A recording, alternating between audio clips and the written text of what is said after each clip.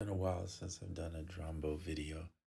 I don't use it as much on the phone, but every now and then I like to revisit just to remind myself why I think it's still one of the coolest apps on iOS.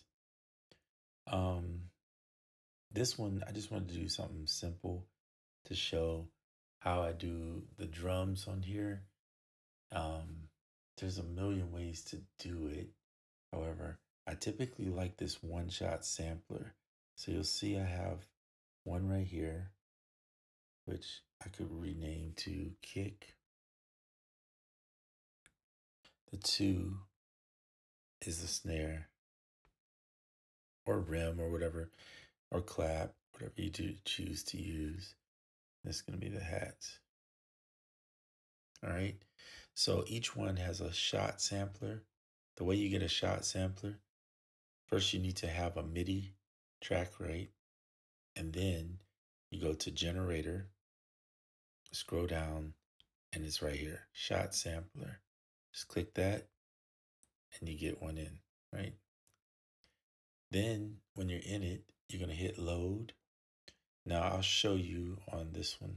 Let me go back in. You can hit load there or touch the screen, it'll load. Pick your sample that you're gonna use, bring it in.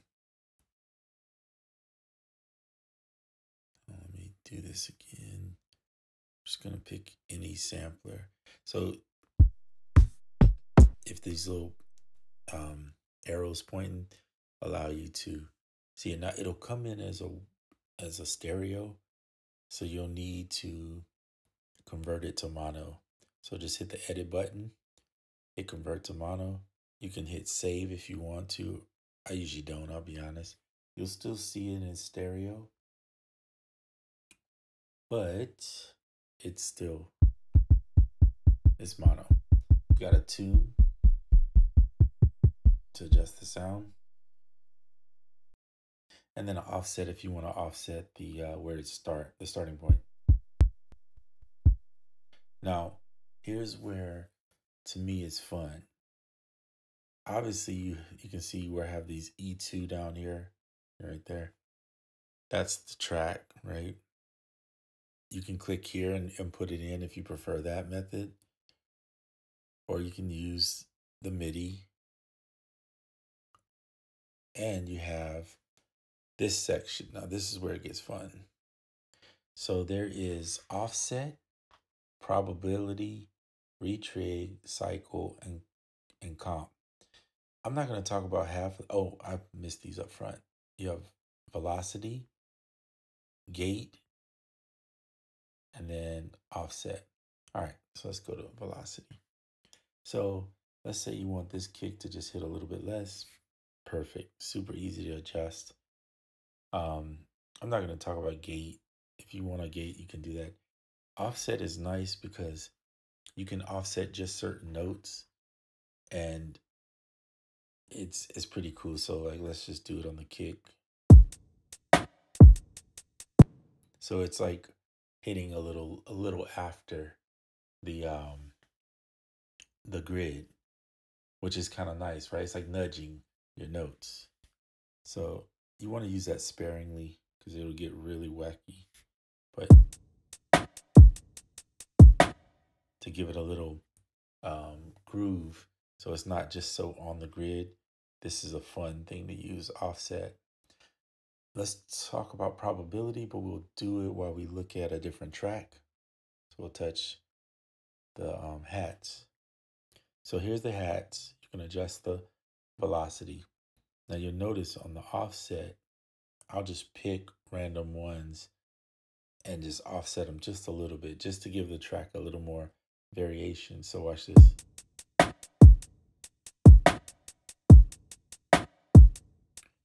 But there's something else going on.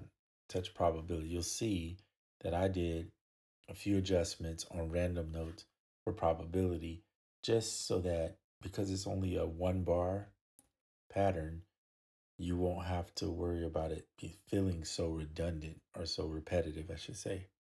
That's a better word. I don't know why I chose redundant. But anyway.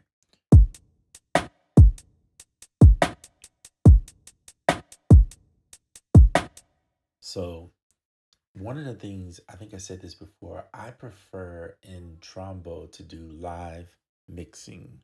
In other words, I'm going to create all the tracks, get the basis of where it's going to sit, go back to the main mixer.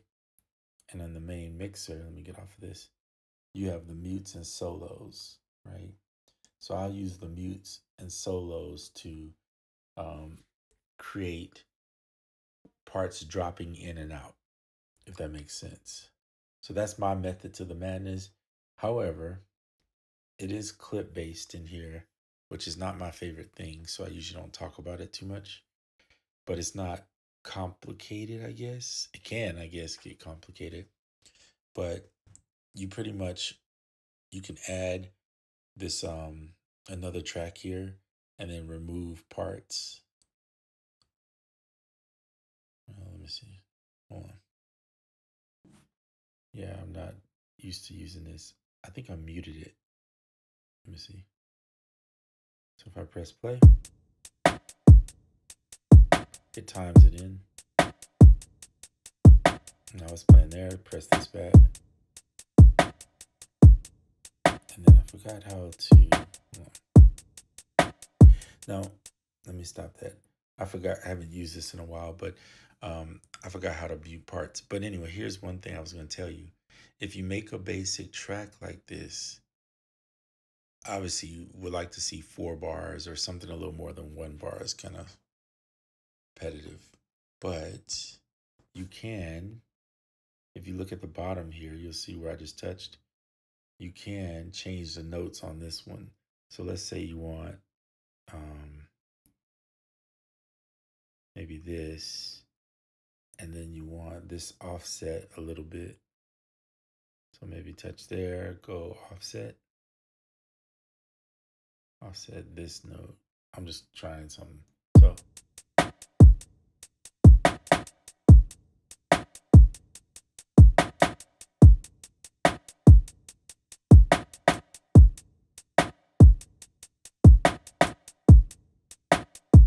So you see what I'm saying? Now go back to this one. Now go back to this one. So you see what I'm doing? Now this is really short using 1 bar, but if you set these for like 4 to 8 bars, and one's maybe your verse, one's maybe your hook, one's maybe the intro, you could make your whole track right here. And what you could do is, even when you're live recording, you could just be triggering which ones you want and record the song that way, if you prefer that method. So anyway,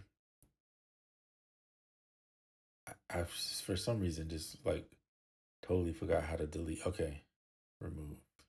There we go. And I thought you hold this down. No. But anyway, I'm not going to worry about that because it's just one method. If you like it, I say use it. It's a pretty cool way to do it. So one of the things in here I don't care for is the MIDI adjustment. I want to. Now they added in these notes over here so you can see what note you're playing on. And you can take snap off and slide parts. And sometimes it works pretty good, but sometimes, I'll be honest, it just doesn't.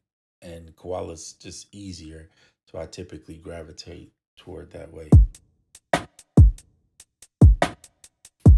So I like to do that, nudge the first snare a little bit before the grid, and then the second one put it on the grid, just so you have some variation in it. But anyway,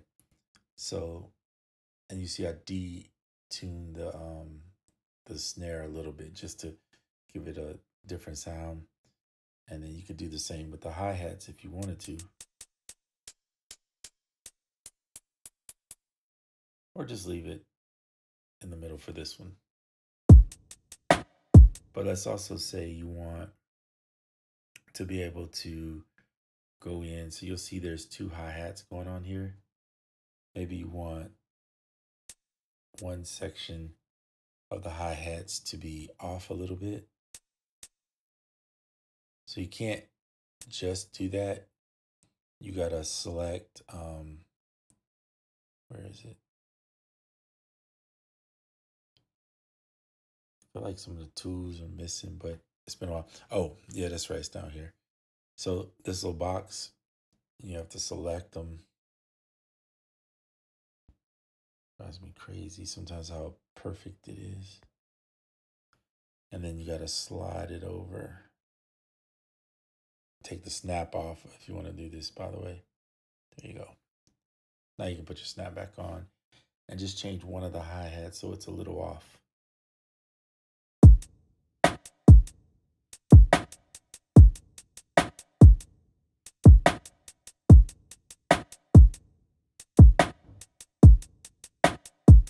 So that plus the probability going on and the offsets and the whatevers can really give you some nice variation. And I believe, if I'm not mistaken, I don't know why I didn't, but oh, this is the gate, by the way. I'm not going to talk about that though. All right. So this is the end of this video. It was purposely meant just to show you kind of some simple ways to get started with your drumming in here. It is more program based. It's kind of more like a step sequencer when it comes to drumming. However, I do drum some things in. So I probably don't do it on the snare as much because the snare is one of those things where I can just place it on the 2 and the 4, unless you're doing some other type of music where you maybe need it to be a different place or off a little bit, or it has to be played in. For the most part, if you're making standard 4/4 music, you don't have to worry about that in here. You just kind of roll with it. All right. So that's it for this video. Hopefully you gained some insight on ways you can improve and use Drumbo for your workflow. It is definitely one of the best out there, and I think it's a worthy have. If you don't have it, you should grab it. It does take a bit to get used to because it's a different type of workflow, but once you use it a few times, you'll get the hang of it. The other thing, real quick, is you definitely want to set up some type of, there's an AB here return channel. So I usually make one for the drums that you can keep like some, saturation, maybe like some bit crushing or something on there that you use to characterize your drums. And then what you can do is when you go here, you'll see A and B on the side where the master is. Like, so here's B, here's A above it.